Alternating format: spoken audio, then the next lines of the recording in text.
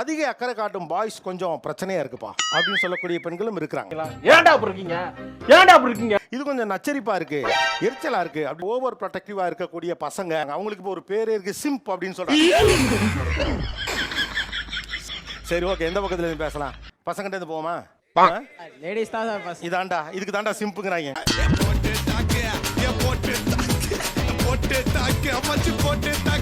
Okay, ஒரு நெருக்கமான தோழி, அந்த பொண்ணை இதெல்லாம் நான் செய்ய விட மாட்டேங்க. நான் தான் ப்ரொடெக்டிவா அப்ப பார்த்துப்பேன், அவளை செய்ய விட மாட்டேன். உசுரே போனாலும் பேச விட மாட்டேன். அவங்கள வந்து தனியாக விடுறது வந்து சேஃப் கிடையாது தானே. ஸோ அதனால என்னதான் கஷ்டமாக இருந்தாலும் அட்ஜஸ்ட் பண்ணிட்டு கூட போயிட்டோம். உன்னை பார்த்தா கொடுக்குற மாதிரி தெரியலையே, நிறைய வாங்குற மாதிரி தெரியுது. அப்படியா தெரியுது? எனக்கு வந்து அவங்களோட டைம் ஸ்பெண்ட் பண்ண எனக்கு ரொம்ப பிடிக்கும். அது எவ்வளோ ஒரு நாளாக இருந்தாலும் சரி, எவ்வளோ ஹவர்ஸாக இருந்தாலும் சரி. அதான் வர்க்கீஸ். என்கிட்ட சொல்லிட்டு போகும்போது கூட அவங்களுக்கு தெரியாம நான் அவங்கள வாட்ச் பண்ணிட்டு இருப்பேன். இவன்லாம் ஸ்கூலுக்கே போனது, ஆனா காலேஜுக்கு போறான் என் பொண்ணை ஃபாலோ பண்றதுக்காக. ஸோ அவங்க நீ வராதன்னு சொன்னா கூட நீங்க ஃபாலோ வெக்கமே இல்லாம போவோம் சார். பாத்தீங்களா என்னாச்சு உங்க முன்னாடியே எப்படி பேசுறான்னு. எப்போ நீங்கள் வீட்டுக்கு போகணும் அதுக்கேற்ற மாதிரி நான் பிளான் பண்ணி இப்போ ஷெட்யூலிங்லாம் நீங்க பண்ணுவீங்க. ஷெட்யூலிங்லாம் நான் பார்த்துப்பேன். அப்ப இதே தொழிலாத்தான் அலையிறியா நீ? நான் வந்து நைட்டில் வந்து ட்ராவல் வந்து பண்ண விட மாட்டேன் சார். இப்போ புரியல, நீ யாரு முடிவு பண்றதுக்கும் பிரிச்சு கொடுக்கறதுக்கும்? அசோக் நகர்ல இருந்து இல்லை அந்த ட்ரெயின் சொல்ல நைட் ஃபுல்லாக ட்ராவல் பண்ணுறேன். பக்கம் நாளாவது 10 நிமிஷத்துல முடிஞ்சு போயிரும்டா. இது ஒரு நாள் நைட்டு முழுக்கல. அது ஐ டோன்ட் கேர். சென்னையில இருந்து திருச்சிக்கு போறா. ஓகே சரி, இப்போ என்ன பண்ணுவீங்க? ட்ரெயின் டைம் பார்த்துட்டு கால் பண்ணுவோம் சார். இதுக்கு காலையில 5:30 மணிக்கு அலாரம் வச்சு எதுக்கு ஃபோன் பண்ணி கேட்கணும்? சார் அவங்க ரீச் ஆயிட்டாங்களான்னு தெரியணும்ல சார். இப்போ என்னோட சிஸ்டரே போறாங்க அப்படின்னா இந்த சிஸ்டர்லாம் இழுக்க வேண்டாம், புரியுதா? அசிங்கப்பட்டான் ஆட்டோக்காரன். இந்த உருட்டெல்லாம் பல வருஷமா 80ல இருந்து சார் உருட்டு. நான் நிஜமா சிஸ்டர் வச்சுதான் சார்.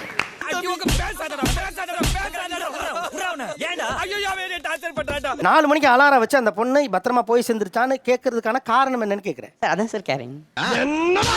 என்ன பச்சிக்கிட்டு இருக்கா? எதுக்கு எடுத்தாலும் எனக்கு முடக்காம. பப்ளிக் டிரான்ஸ்போர்ட்ல வந்து மோஸ்டா தனியா டிராவல் பண்ண அலோவ் பண்ண மாட்டாங்க. சரி, இப்போ பப்ளிக் டிரான்ஸ்போர்ட்ல அவங்க தனியா தான் போனா என்ன? அது அனாவசியம். நம்மளுக்கு ஒரு மாதிரி அன்கம்ஃபர்டபுளா இருக்கும் சார். உங்களுக்கே அன்கம்ஃபர்டபுளா இருக்கு சார். எல்லாம் ஒரு பயம் தான் சார். என்ன பயம்? ஓடி போயிரும் பயமா? அதான் மண்ணா, அதேதான். ஒரு பஸ்ல ஒரு பெண் பக்கத்துல உட்காந்துருக்கீங்கன்னு வச்சுங்க தம்பி, உங்க கை தவறி அந்த பொண்ணு மேல படுமா? நான் பண்ண மாட்டேன். ஏன் பண்ண மாட்டீங்க? காலம் மாறி போச்சு, கையை போட வேண்டியதானே?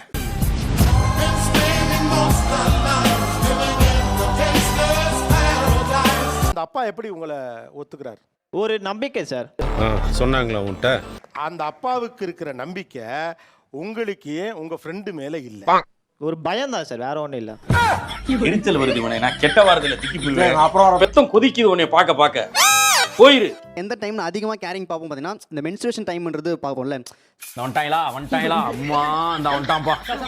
சப்போஸ் அவளுக்கு மென்ஸ்ட்ரேஷன் டைம் இருந்துச்சுன்னா லேபே வேணா லீவ் போட்டுன்னு சொல்றோம். நான் அந்த மாதிரி கேர்லாம் பண்ணுவோம் சார். நாங்கள் நீ அம்மாவை காப்பாற்ற வேணாம், நாங்களே காப்பாற்ற. போ போ போ கரைக்கு போடா. பட் இன்னொன்னுமே, அவங்களுடைய மென்சுரல் பீரியட் டைம்ல உங்களுக்கு எப்படி தெரியும்?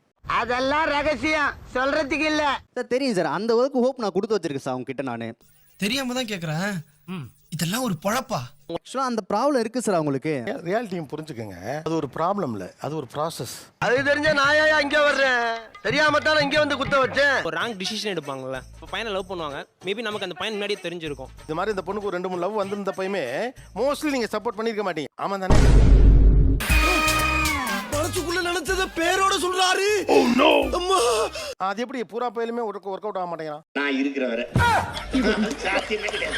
பட் பசங்களுக்கு வந்து இன்னொரு பசங்களோட மைண்ட் செட் வந்து தெரியும் சார். ஒரு பொண்ணு மனசு ஒண்ணுக்கு தான் தெரியுங்கிற மாதிரி ஒரு பையன் மனசு ஒரு பையனுக்கு தான் தெரியுங்கிற இடத்துக்கு வந்துட்டீங்க. இப்ப என்னென்ன சொல்றான் பாருங்க. பஸ் ஸ்டாண்ட்ல உட்கார்ந்துருந்தா உடனே பாதிப்பு வந்துரும். சுத்தி இருக்கவங்க எப்படி இருப்பாங்க? அவங்க சரி, அது யாரோ ஒரு வேற ஃப்ரெண்ட் கிளாஸ்மேட் கூட்டிட்டு போய் உட்காந்துக்கிட்டோம், உங்களுக்கு என்ன? பாய வச்சு கூட மல்லாக்க படுப்போம். உனக்கண்ணா நீ போயா முதல்ல. கையை பிடிச்சி கிராஸ் பண்றது, அவங்கள கிராஸ் பண்ண தெரிஞ்சிருக்கும், இருந்தாலும் நம்ம வந்து சேஃப்டியா கூட்டு போலாமே அப்படின்னு ஒண்ணு. என் பின்னாடி வராத. அதான் கூடவே வரேன்னு. எனக்கு வந்து அவங்க வந்து சேஃபா இல்ல அப்படின்னு தெரியுதோ அந்த இடத்துலலாம் வந்து நான் ஸ்டாப் பண்ணிடுவேன். அதுக்குள்ள யாரு? அந்த இடத்துலலாம் வந்து நான் ஸ்டாப் பண்ணிடுவேன். ஆளே இல்ல பெல்லு.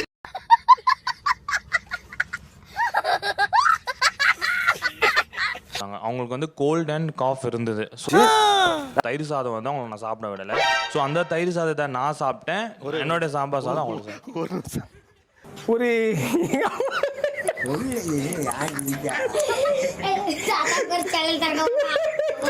பொண்ணுக்கு கோல்டு காஃப் இருக்குன்னு அவங்க அம்மாவுக்கு தெரிஞ்சிருக்கும்ல. அவங்க north Indian sir. So north இந்தியன்ஸ்க்கு சளி பிடிச்சா தெரியாதா? புதுசு புதுசா கண்டுபிடிக்கிறாங்க இந்த ஷோல.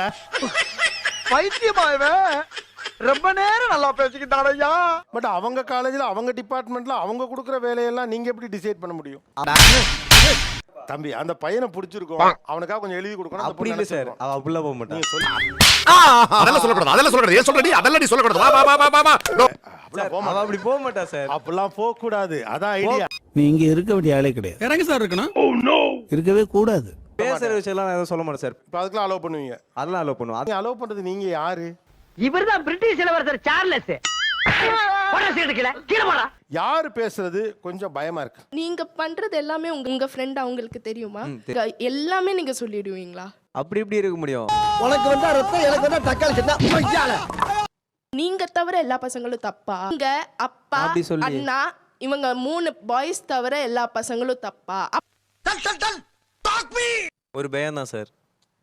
உங்க பயத்துல தீய வைக்க எப்ப பாரு பயம் பயம். சி போட்டு பாடா படுத்துறீங்களா? ஏன் உங்களுக்கு இந்த மாதிரி பாடா படுத்துறீங்க? பசங்கன்னா ஈஸியா விட்டுருவாங்க வெளியில தனியா போறதுக்கு. நிறைய எக்ஸ்பீரியன்ஸ் இருக்கு. உங்களை ஒரு தடவை வெளியே விட்டாதானே எங்களுக்கும் அந்த எக்ஸ்பீரியன்ஸ் வரும். பாயிண்ட் பிடிச்சிட்டாங்க. நல்லவராயே நான் வாழ வேண்டும் ஐயா, வாழ வேண்டும். அடச்சி படுத்தே விட்டானே ஐயா. அவங்க என்ன சொல்றாங்கன்னா, எனக்கு தெரியும் அவன் என்ன மிஸ்யூஸ் பண்றானா யூஸ் பண்றானா, எனக்கே இன்ட்ரெஸ்ட் இருக்கு, உங்களுக்கு என்னங்கறாங்க. என்னடா அப்படி பண்ற? நான் ஹெல்ப் பண்ணனடா அவங்க. தேங்க்ஸ் ரா. டேய் எங்களுக்கு எதுவுமே தெரியாது, நாங்க ஒரு தத்தி மாடு மாதிரி நீங்க சொல்றீங்க. அது எப்படி ஏத்துக்க முடியும் எங்களால? நான் கேட்க மாட்டாங்க, அறிவு வேணாங்க. கண்ட்ரோல் பண்றதுக்கும் கேர் பண்றதுக்கும் நிறைய வித்தியாசம் இருக்கு சார். நான் கிளியர் பண்ணிங்க சார். பாடு பாடி தொலை. இப்போ கண்ட்ரோல் பண்ண இந்த ட்ரெஸ் போடாத, இத்தனை மணிக்கு மேலே வெளியே போகாதுன்னு சொல்லிட்டு ரெஸ்ட்ரிக்ட் பண்ணுறது கண்ட்ரோல் பண்ணுறது சார். கேர் வந்து நம்ம ஒரு அக்கறையில் சொல்கிறோம் சார். கேரிங் வந்து ஒரு அன்பை வெளிப்படுத்துகிற மாதிரி தான் சார் கிட்டத்தட்ட. இல்லை இல்லை, நீ என்ன விளக்கம் சொன்னாலும் அதை ஏற்றுக்கொள்ள என் மனம் மறுக்கின்றது. உனக்கு பரிசும் கிடையாது, ஒன்றும் கிடையாது, உதைப்பதற்குள் ஓடிவிடு. இன்னைக்கு இருக்க நிலைமையில நியூஸ் பேப்பரில் பார்க்குற இன்சிடென்ட்ஸ்லாம் பார்க்கும்போது நமக்கு ஒரு பயம் இருக்குல்ல. அப்பா அம்மாக்கு இல்லாத கேர் உங்களுக்கு எங்கிருந்து வந்துச்சு? நீங்களா யாருடா? How do I tell you? ஜாலியா இருக்க வேண்டிய ஒரு ஃப்ரெண்ட்ஷிப்பை நீ வந்து நீங்க எப்படி பண்றீங்கன்னா, ஐயோ இது சொன்னா அவன் ஏதாவது நச நசன்னு வானே, அந்த அளவுக்கு ஒரு அன்கம்ஃபர்டபுளா ஆயிடுது உங்க கூட. எல்லா பக்கமும் அணை கட்டுறாங்களே. சப்போஸ் இப்போ நீங்கள் வெளியே போகிறீங்க, இப்போ ஒரு மாலுக்கு போகிறீங்க, இதில் உங்களுக்கு ஒரு பிரச்சனை நடக்குது அந்த மாலில், யாரு கால் பண்ணுவீங்க? உங்கள் அப்பா எடுக்கல, உங்கள் அம்மா எடுக்கல, அடுத்தது நான் தான் இருக்கிறேன் பெஸ்ட் ஃப்ரெண்டு, எனக்கு கால் பண்ணுவீங்களா மாட்டீங்களா? சரி கை தட்டுங்க. இது என்ன தெரியுமா, தோத்துக்கிட்டே இருக்கீடா. அங்க அவ்வளோ கூட்டம் இருக்கு, யாருமே வந்து என்ன ப்ரொடெக்ட் பண்ண மாட்டாங்க. நீங்க தான் சூப்பர்மேன் மாதிரி வந்து என்ன ப்ரொடெக்ட் பண்ணுவீங்க. ஒரு பொண்ணுக்கு ஏதாச்சும் நடக்குதுன்னா நீங்க கேட்க மாட்டீங்களா? என்னால என்ன ப்ரொடெக்டே பண்ணிக்க முடியாதா? என்ன தொங்கிருச்சு? ஏய் ஏய் டாமி எந்திரியே. அது அவ்வளவுதான், டைம் முடிஞ்சது. வா. உங்களுக்குன்னு ஒரு லைஃப் வந்துச்சு பாத்து. எங்களுக்கு ஒரு லைஃப், உங்களுக்கு ஹஸ்பண்ட் ஒருத்தர் இருப்பார்ல, அவரு ஒரு மென் தானே, அவரும் உங்களை இதே மாதிரி தான் கேர் பண்ணி பார்த்து. கல்யாணம் பண்ணிக்கலங்க. ஏச்சப்பச்சப்பா இப்படி குண்டக்க மண்டக்க பேசினா ஒரு மனுஷன் என்னதாப்பா பண்ண முடியும்பா? யாருங்க என்ன பாத்துப்பா? இது நானே எதிர்பார்க்கல. அங்கதான்டா இருக்கு இந்த ஸ்டேட் பாண்டியோட ட்விஸ்ட். நாங்க வந்து பேம்பர் பண்ணல, ஒரு அக்கறையா சொல்றோம், இது பார்த்து. ஏன்டா இதுக்கு மேல என்னடா பேப்பர் பண்றதுக்கு இருக்கு? அதாவது வாய்க்கு வந்தபடி எல்லாம் பேசப்படாது, எதா இருந்தாலும் நியாயமா பேசணுமா இல்லையா? அங்க எப்படி எல்லாம் கோச்சுக்கிறாங்க. ஸ்டேட்டஸ் போடுறது, சேட் ஸ்டேட்டஸ், ஃபேக் ஃப்ரெண்ட், நல்லதுக்கே காலம் இல்ல. என்னடா இப்படி ஆயிட்டீங்க? இதே வேலையாத்தான் அலைகிறானா? ஆனா ஒன்னு சொல்றேன், தயவு செஞ்சு நீங்கலாம் சீக்கிரமா வீட்டுல பாக்குற பிள்ளையா பார்த்து கல்யாணம் பண்ணிக்க. அன்னைக்கு ராத்திரியே அவ பின்னங்கால் புடவையில் அடிபட உளுந்தடிச்சு ஓடி போடுவா. இப்போ நீ ஒத்தாளா நிப்ப, இப்போ என்ன பண்ணுவ? அந்த டைம்ல வேற யாராவது கிடைச்சாங்கன்னா எடி செருப்ப நாய். டேய் இல்ல சார், இது ஃப்ரெண்ட்ஷிப் தானே, ஃப்ரெண்ட்ஷிப் தானே சார். ஏய் என்ன அப்படி பண்றானுங்க? மறுபடி பைக் எல்லாம் சர்வீஸ் பண்ணி கூட்டிட்டு போவாங்கன்னா வேற யுவர் லைஃப் கோஸ். அது தெரியல. நிகழ்ச்சியில் கலந்து கொண்ட அனைவருக்கும் கோபிநாத் நெஞ்சார்ந்த நன்றிகள். மீண்டும் இன்னொரு சந்தர்ப்பத்தில் பேசலாம்.